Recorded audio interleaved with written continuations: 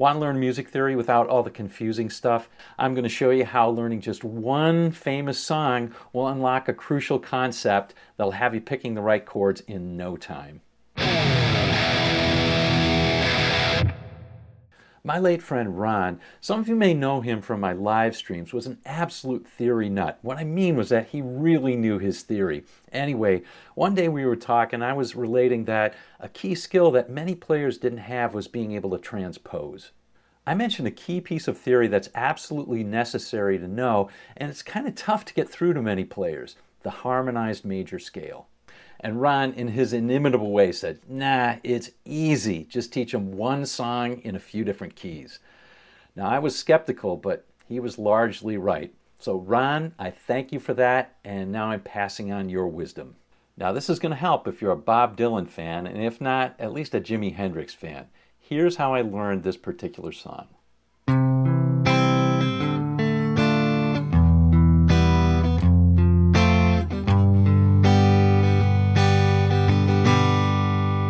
Did you get that?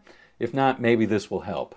Once upon a time, you dressed so fine, you threw the bums a dime in your prime. Didn't you? That's right. Bob Dylan's like a rolling stone, but the way we typically learn it doesn't unlock the power. Now, I learned it in open position like this with cowboy chords.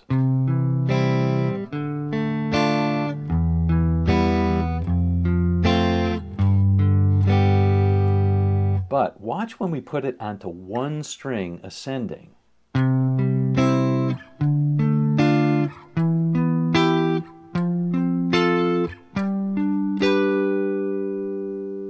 When we put it onto one string, it becomes obvious that the notes and the chords go right up a scale. 1, 2, 3, 4, 5. 1, 2, 3, 4, 5. So let's take a closer look. First, let's take a look at the roots of the chords. C, D, E, F, and G.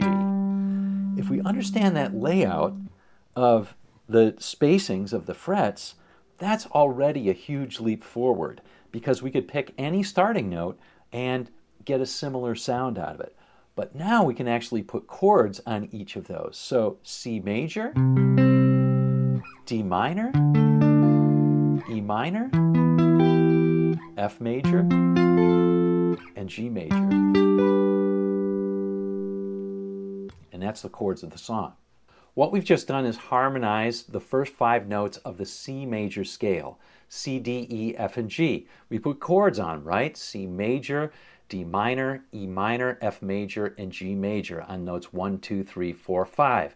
And when people call out, play a 1, 4, 5 or play a 2, 5, 1, that's what they're talking about.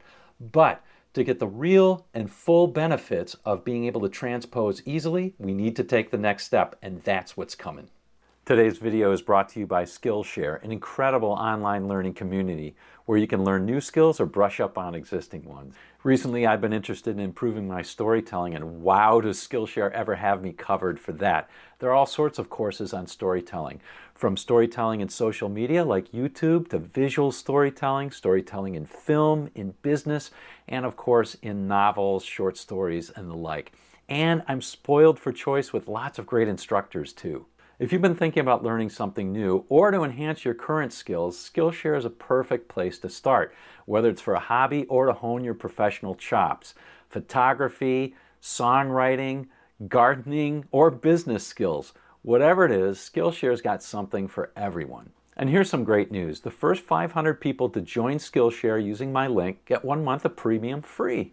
So click the link below, join Skillshare, and start your free month. And who knows, maybe you won't have to start every story with once upon a time.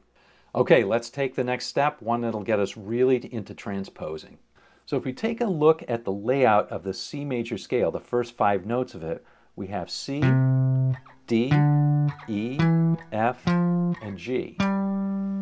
And if we just kind of generalize this, we look at C, and then there's 2 frets to D, and 2 frets to E, 1 fret to F, and 2 frets to G. So from any starting point, in this case we're starting at C, if we go 2 frets, 2 frets, 1 fret, 2 frets, we get that sound. And likewise, if we put major, C major, minor, minor, major, and major on the chords, then we get like a rolling stone. So let's practice this by moving it to a different starting point. Let's just jump down a string to G. If we start at G and we do that same pattern. All right, we'll start at G, 2 frets to A, 2 frets to B, 1 fret to C, 2 frets to D.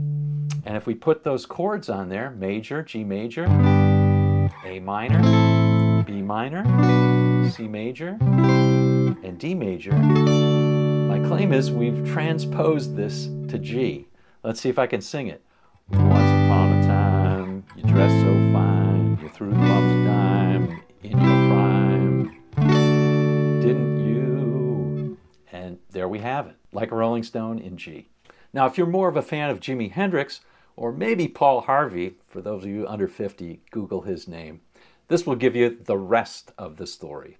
Jimmy probably played it in E or E flat because he probably tuned it down. But anyway, we're going to play it in E position here. So we'll start with the open E.